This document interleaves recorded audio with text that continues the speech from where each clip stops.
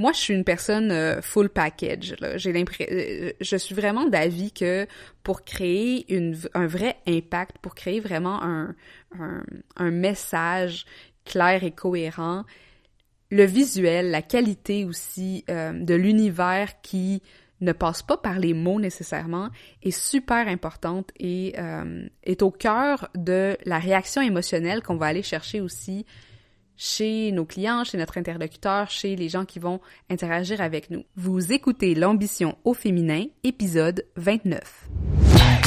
Mon nom est Tatiana Saint-Louis et j'anime L'ambition au féminin, un podcast pour toutes les femmes pleines de vision, de talent et de drive qui désirent redéfinir le succès selon leurs termes et leurs conditions.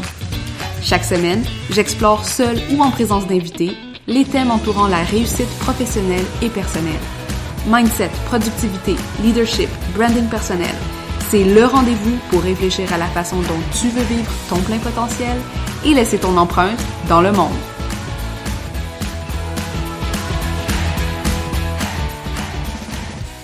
Salut tout le monde! Comment ça va aujourd'hui? J'espère que malgré le fait qu'on soit au mois de mai et qu'il y ait de la neige dehors, ici à Montréal du moins, vous gardez le moral.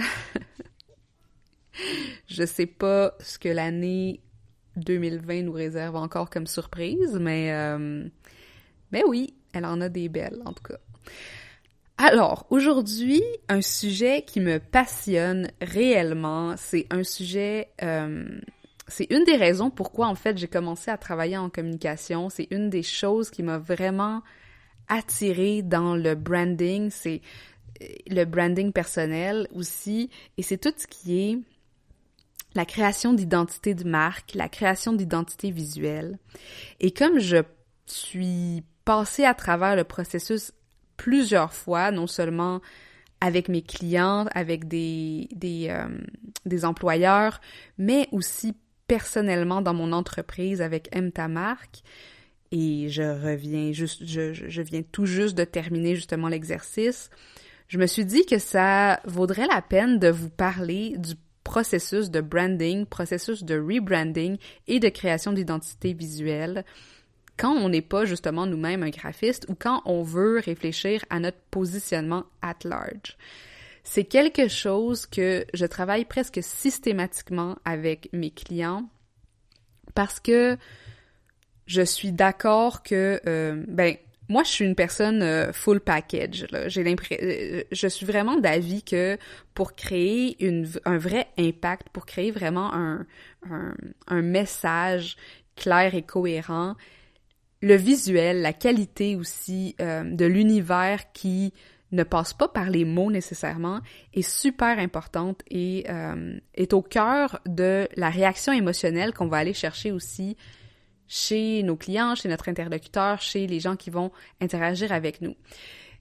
Et bon, il y a beaucoup de gens qui vont dire « Mais non, mais le contenu est beaucoup plus important que le contenant. » Et oui, le contenu est extrêmement important. Sans contenu, on n'a rien. Mais je pense que le contenant vaut la peine qu'on s'y penche aussi parce que la communication, c'est pas justement simplement les mots, c'est pas justement le verbal. Il y a vraiment un travail qui peut être fait autant au niveau, je pense, de la présence physique de la personne dans une chambre, de la façon dont on prononce les mots, dont on s'habille, qui a un impact sur le positionnement et sur l'effet qu'on va avoir sur les autres.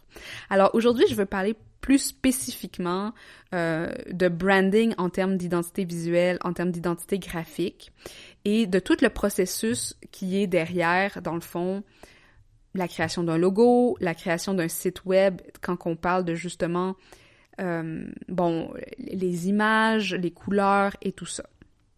J'ai travaillé beaucoup avec différents types de graphistes, puis au fil du temps, je pense que ça me permet aussi de bien valoriser leur travail puis de bien faire la distinction entre quelqu'un qui est professionnel dans son domaine et quelqu'un qui va tourner les coins ronds et va peut-être aller un petit peu trop vite sur ce processus de branding. Et moi, quand je travaille avec des designers graphiques, autant pour mes clients que pour moi-même, je vais vraiment chercher des gens qui ont un souci non seulement du travail rendu, mais aussi de bien comprendre l'impact que leur identité visuelle va créer et pas juste se dire est-ce que c'est beau? Est-ce que j'aime ça? Puis est-ce que mon client aime ça? Puis ça, c'est un des grands dangers quand on engage un graphiste, c'est de pas avoir saisi son degré de professionnalisme à ce niveau-là, mais aussi son investissement dans le résultat qui va être créé. Bref, je vais parler un petit peu de ça aussi à travers la conversation. Si vous avez des questions, n'hésitez pas à venir me les poser. J'aime toujours ça parler de ce processus-là. Comme je vous dis, c'est ce qui m'a mis le pied dans les communications, dans ma passion aussi pour le branding personnel. Parce que un des grands projets que j'ai fait quand j'avais commencé à travailler en entreprise, c'était le rebranding d'une compagnie qui avait une dizaine de bureaux à travers le Canada. Et ils avaient un logo, oui. Ils avaient des couleurs, oui, qui dataient il y a 25 ans. Et aussi, chaque bureau était comme né un peu organiquement dans chacune de ces villes-là. Et ils utilisaient tous leur matériel promotionnel. Ils utilisaient tous le logo à leur façon. Il n'y avait pas d'uniformité. Puis, naturellement, comme l'entreprise était en croissance, il fallait trouver une façon de rallier tout ça à une seule marque. Et ça a été un des plus beaux projets que j'ai fait parce que j'étais complètement nouvelle dans ce monde-là. J'ai travaillé avec une équipe de graphistes absolument extraordinaire. Et le résultat, après ça, d'avoir passé à travers ce long processus-là, qui a pris au moins une année dans le design, sans compter après ça, il faut faire l'implantation d'un brand et il faut aller parler à chacun. Il faut s'assurer que le brand est compris, acquis et qui va être appliqué de la bonne façon aussi. Donc, il y avait tout un exercice aussi de communication interne pour aller chercher le buy-in un peu de tous ces gens qui fonctionnaient jusqu'à présent super bien avec leur matériel. Et aussi les convaincre que ce changement de brand, même s'ils n'aimaient pas ça, même s'ils n'aimaient pas les couleurs, même s'ils pensaient quoi que ce soit à propos de cette marque-là, de cette nouvelle marque qu'ils allaient devoir représenter, eh bien, ça représentait très bien l'esprit de la compagnie. Donc, c'était tout un exercice de psychologie autour de la marque, de psychologie autour des humains et de comment ils s'associent à cette marque-là. Et bref, c'est quelque chose d'absolument fascinant de voir l'interaction entre justement du design et des valeurs et aussi les ambitions d'une entreprise. Donc pour moi, ça c'est vraiment le fondement de mon intérêt pour ce domaine-là. Alors, première chose que je voulais adresser, c'est quand est-ce que c'est nécessaire de se faire une image de marque ou justement une identité visuelle? Je vous avoue, quand j'ai commencé MTamark, j'avais tout fait moi-même. J'avais fait mon site web, j'avais choisi mes couleurs, j'avais choisi ma typo, puis je m'étais mis à écrire des textes sur mon WordPress, ce que je suis très, très fière quand même. Et à un certain point, peut-être genre 2 ou 3 mois après avoir commencé, je me disais, moi, je veux amener ça quelque chose je veux amener MTamark à un niveau professionnel, je veux me faire respecter. Il y a beaucoup... J'ai commencé sur le tard, j'ai commencé en 2016, il y avait beaucoup de sites, beaucoup de blogs qui existaient depuis déjà plusieurs années. Donc, je me disais, comment est-ce que moi, je vais me différencier comme blog si j'ai l'air amateur, puis si moi-même, dans mes couleurs, puis dans la façon que je me présente, c'est pas vraiment cohérent, puis ça fait un peu broche à foin, mettons. Fait que je pense que il y a plusieurs éléments de l'identité visuelle qui sont pas nécessaires. Comme par exemple, au début, moi, je n'ai pas fait faire de logo, même si ma graphiste m'a fait juste, tu sais, pendant longtemps, jusqu'à cette année, en fait, MTamark, c'était MTamark dans un petit rectangle, puis le tas était en italique. Et puis, ça marchait absolument bien avec le reste du brand qu'elle m'avait fait, puis tout ça. Et mais elle m'a jamais chargé pour avoir fait faire un logo. Ça, c'était ma graphiste.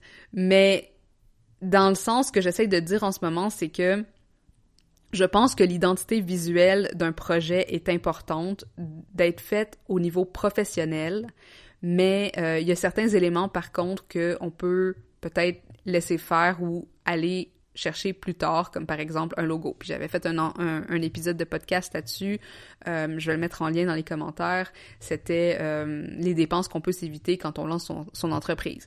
Donc, le logo, pas nécessaire. l'univers visuel, je pense que c'est important de le faire dès le début. Maintenant, est-ce que c'est nécessaire de faire ça en première instance? Non.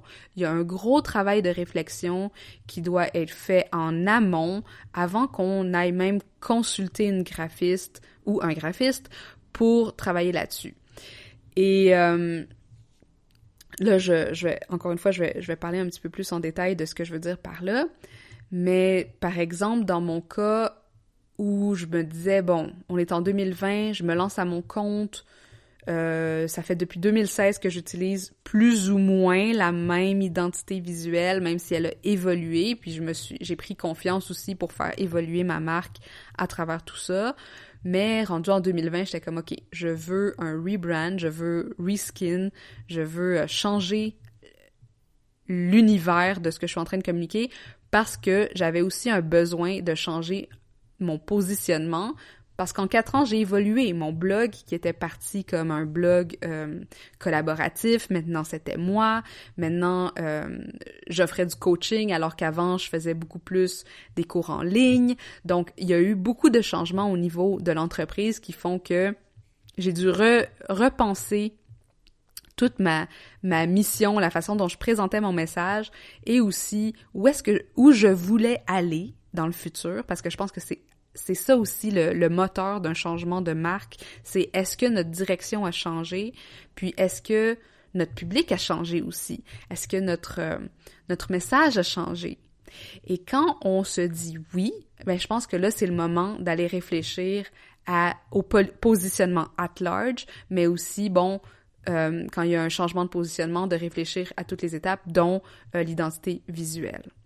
Alors, juste, tu sais, pour en revenir un petit peu à mon rebrand de cette année, comme je l'ai mentionné, j'ai beaucoup évolué, depuis la naissance de ma fille, depuis que j'ai lancé justement mes services de coaching, et aussi depuis que j'ai assumé certaines ambitions que j'avais pas nécessairement assumées jusqu'à présent, et que j'ai décidé, à partir de maintenant, voici exactement la personne à qui je veux parler, qui est un petit peu plus upscale, qui est déjà, qui connaît déjà la valeur de l'histoire, qui connaît déjà la valeur du branding. Et pour ça, je suis allée, revoir ma graphiste des débuts parce que j'ai une super bonne relation avec elle, dans le sens elle comprend bien l'essence de Aime ta marque, et puis elle est là depuis le début, donc elle a vu l'évolution. Et là, je lui ai dit, voici où est-ce que je m'en vais, voici un petit peu la mission, comment j'en parle aujourd'hui, et peux-tu m'aider à amener ça au prochain niveau? Et je trouve ça intéressant comme exercice parce que ça te force à réfléchir non seulement à comment ton public te perçoit, comment ta communauté te perçoit, mais aussi quand tu dois communiquer ça, par exemple, à une graphiste, de voir où est-ce que ça bloque dans ta communication de ton message. Parce que si la personne ne comprend pas exactement ce que tu essaies de transmettre, c'est peut-être parce qu'il y a quelque chose qui est pas clair ou qui n'a pas été cherché ou qui n'a pas été approfondi. Bref, ça c'est juste un petit truc à garder en tête quand on fait affaire avec une graphiste.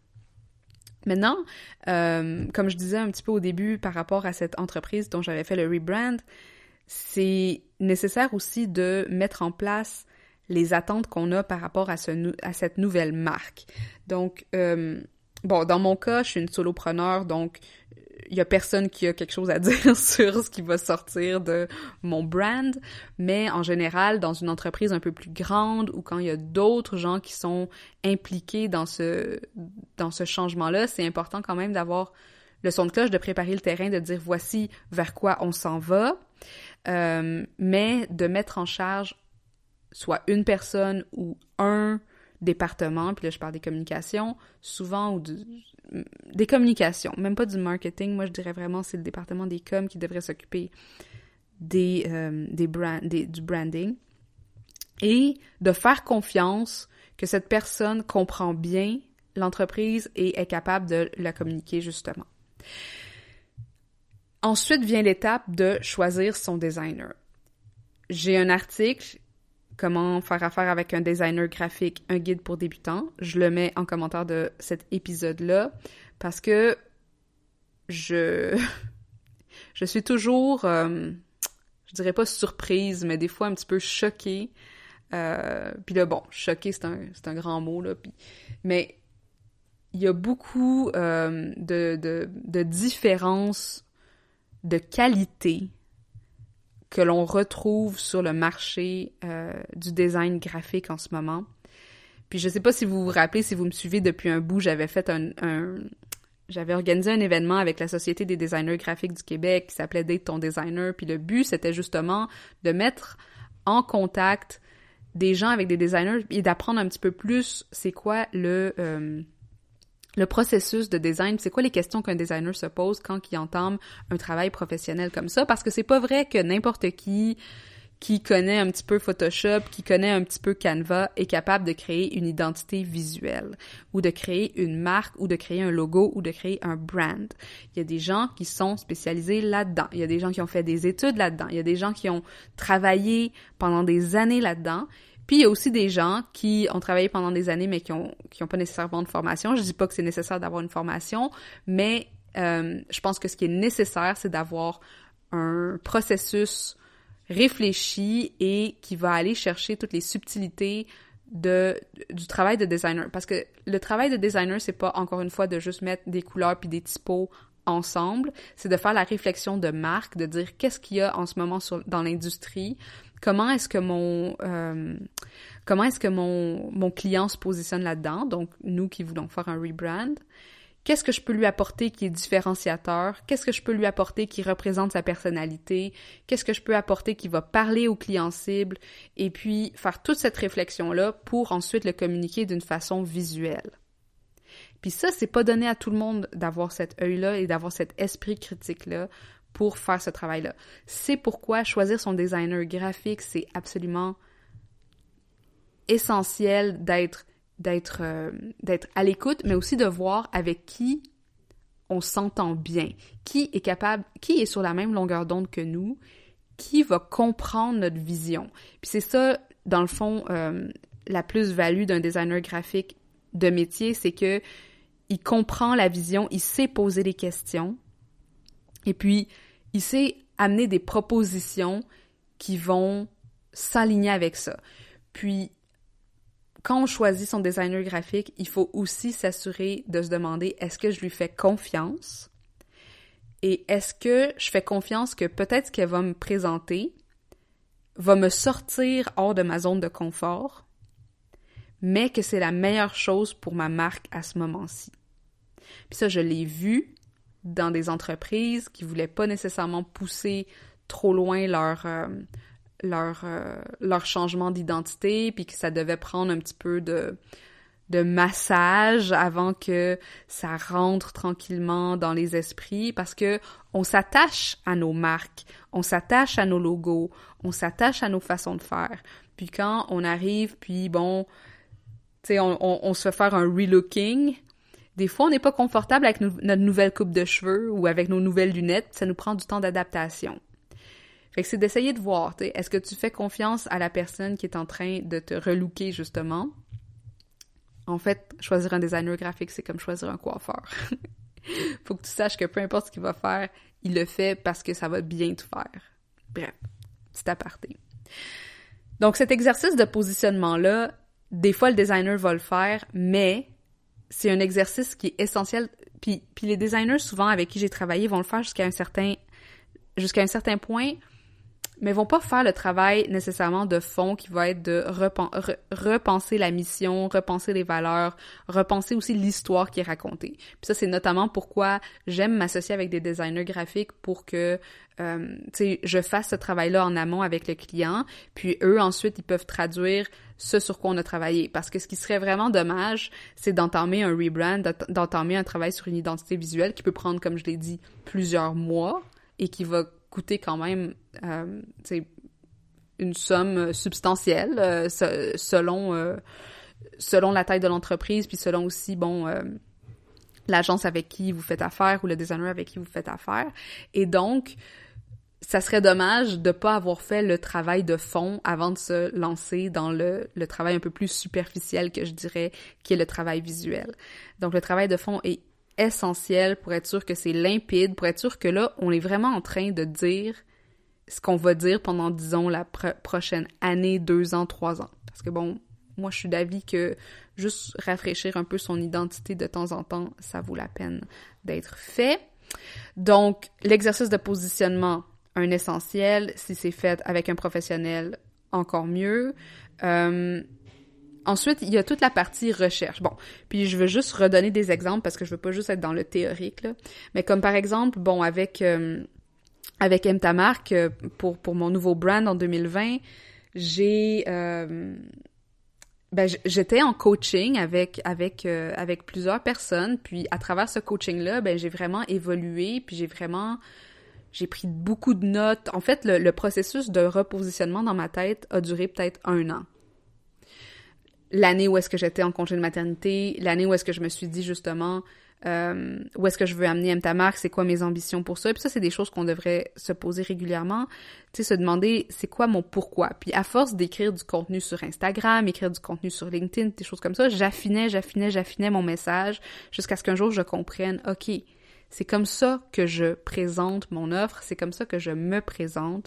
Puis c'est ici le sweet spot où est-ce que je me dis, ça c'est moi. Ça c'est M ta marque. Parce que bon, je sais pas si vous vous en rappelez, mais pendant un temps, je me disais, je vais scinder Tatiana Saint-Louis, puis je vais scinder M ta marque, puis ça va être 2 choses différentes, puis, tu sais, réfléchir à comment tout ça va être combiné, puis bon, toute mon activité qui était aussi beaucoup plus envers les entreprises, beaucoup plus axée communication marketing, puis après ça, tout ce qui est personal branding et positionnement, ça c'était beaucoup plus M ta marque avec le podcast, avec tout ça. Fait que comment est-ce que tous ces éléments-là, ils dansent ensemble, ils valsent ensemble? Puis comment est-ce que moi, je suis capable de faire du sens avec cette histoire professionnelle que je suis en train de créer, mais par rapport justement au succès que je veux créer pour moi-même, au type d'entreprise que je veux créer, puis au type de clients aussi que je veux attirer. Alors là, je me disais, bon, et aussi ce qui est intéressant dans ces exercices de positionnement-là, c'est que des fois, on réalise, dans le passé, on n'a pas assumé certaines parties de notre personnalité, comme par exemple, au début de M ta marque, c'était très, bon, j'étais beaucoup dans le partage d'informations, j'étais beaucoup dans le partage de, j'avais mes collaboratrices, j'avais tout ça, et puis, on dirait que plus le temps a avancé, plus j'ai assumé aussi d'être centrale dans mon brand, ce qui fait que là, si vous allez aller voir mon site qui évoluait, il y a beaucoup plus de photos de moi, je suis beaucoup plus au centre du message, je parle beaucoup plus au je et au tu, et je trouve ça intéressant parce que bon, c'est assumé, puis c'est aussi assumer mon côté qui n'est pas pour tout le monde, mon côté unique, mon côté peut-être un peu plus high-end, puis je vais le dire comme ça, puis j'hésitais à le dire, mais en même temps, ça me fait penser à un autre article, celui où c'est Catherine Cormier qui écrivait, elle a écrit un article sur M ta marque qui s'appelle « Es-tu un magasin grande surface ou une boutique griffée? » Puis il n'y a pas de bonne réponse, c'est juste de se demander, est-ce que je vends des choses cher, mais à un petit nombre qui viennent chercher la qualité, ou est-ce que je préfère m'adresser au grand nombre puis être très abordable ou très accessible? Puis moi, j'oscillais souvent entre les deux parce que je me disais, tu sais, moi, je suis plus de la philosophie boutique griffée, mais en même temps, je veux être populaire, je veux que les gens m'aiment, nanani, nanana. Puis là, bon, en faisant l'exercice de positionnement, je me suis dit, ça y est, je peux enfin me débarrasser de ces couches de je veux que les gens m'aiment puis être populaire, parce que c'est pas ça que je veux faire avec M ta marque, puis c'est pas vers là que je veux m'en aller non plus avec mon modèle d'entreprise puis des choses comme ça. Bref, tout ça pour dire que ça nous fait découvrir beaucoup sur nous, puis de se pencher sur l'identité visuelle va venir ouvrir des portes en arrière qui ont peut-être pas été réglées, des boucles qui n'ont pas été bouclées non plus. Ce qui mène ensuite à tout le processus de recherche. Donc, souvent quand on fait affaire avec un designer graphique, ils vont nous demander premièrement le brief de création dans lequel on met sur papier, notre mission, notre vision, qu'est-ce qu'on veut faire avec le designer, tu sais, qu'est-ce qu'on a besoin de créer en termes de conception visuelle, est-ce que c'est un site web, est-ce que c'est parce que, j'avais un client qui fêtait son 10e anniversaire d'existence, donc est-ce qu'il y a comme un genre de célébration, on veut rafraîchir l'image, puis pour quelle raison, de quoi a l'air le public cible, et qu'est-ce qu'on aime puis qu'est-ce qu'on n'aime pas aussi, parce que veut pas, ça fait partie de ça. Et, tu sais, je veux dire, il y a beaucoup de gens dans des domaines un peu plus traditionnels qui vont décider, moi, je veux pas être, disons, le conseiller financier beige et bleu foncé parce que tout le monde fait ça de même, puis c'est rendu plate, puis moi, je veux me différencier. Donc, toutes ces petites choses-là, le designer va vouloir le savoir, puis ça va vraiment l'aider à s'enligner vers quelque chose qui va plus représenter l'essence de la personne. Souvent, ce qu'on aime aussi, c'est les tableaux Pinterest. Et moi, j'ai beaucoup de tableaux Pinterest qui sont pour mettre, pour aller enregistrer les typographies que j'aime, pour enregistrer les couleurs que j'aime.